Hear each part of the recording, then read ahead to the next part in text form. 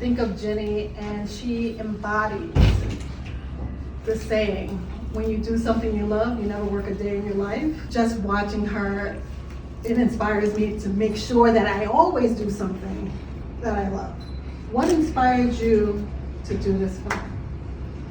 Really, it was the first time I saw her interact with art at a pre-auction exhibition at Christie's, and when I saw how confident she was and how she just knew what she loved, I just felt I would really love to capture that somehow, the essence of that.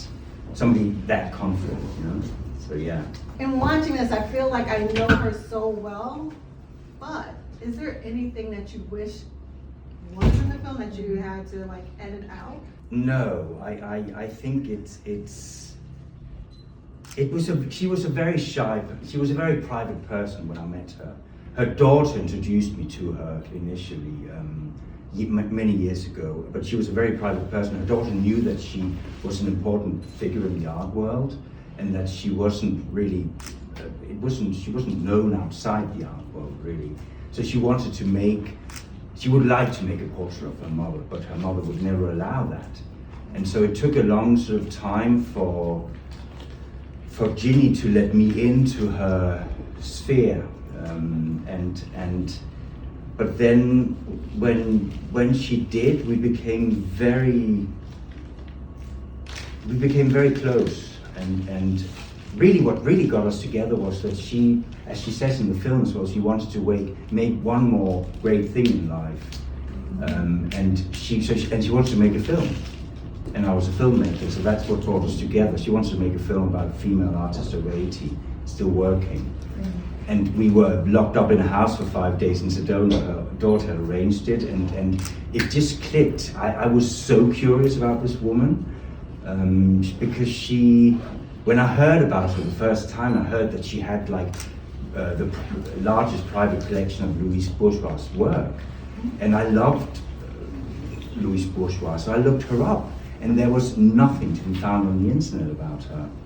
She was completely, hidden away. But so I think the biggest work was to get close to her, but then when I got close to her, she let me in. It was all shot on my phone, right? I was interacting with her like this, and I would just shoot because she didn't really want to be seen. So it became an intimate affair. So really, I never thought this was going to be a film, if I'm honest with you. I'm glad that it did, though. The editor is here as well up here, so yeah, in the back.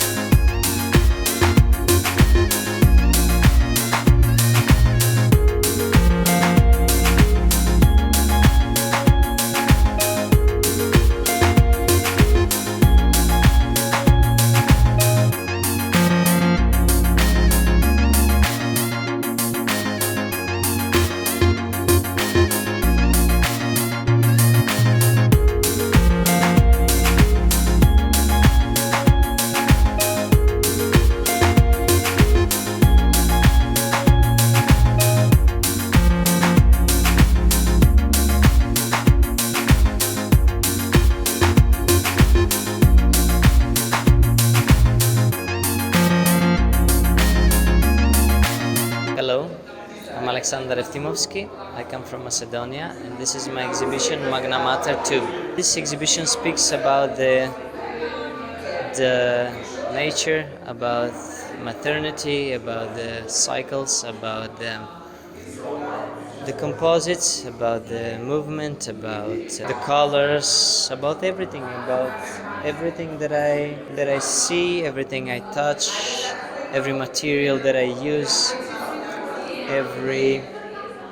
about everything that is around us. I enjoy working. I enjoy working on materials.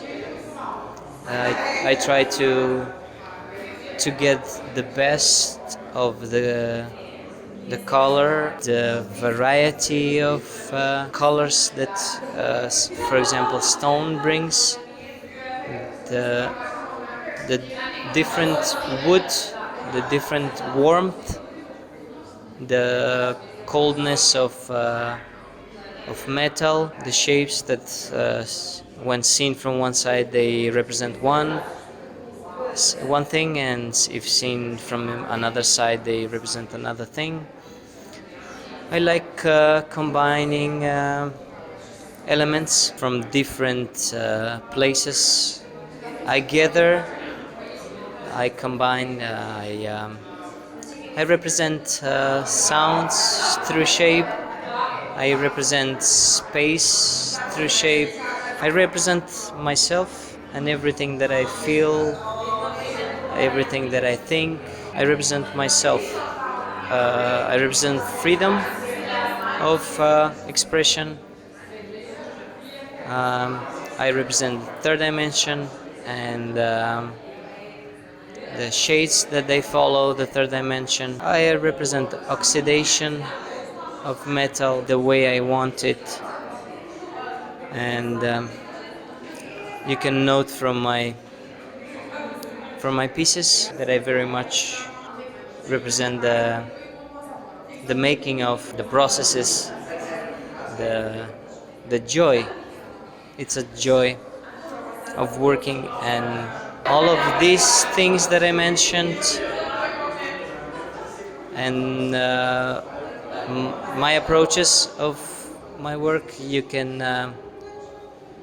get and you can check on my webpage.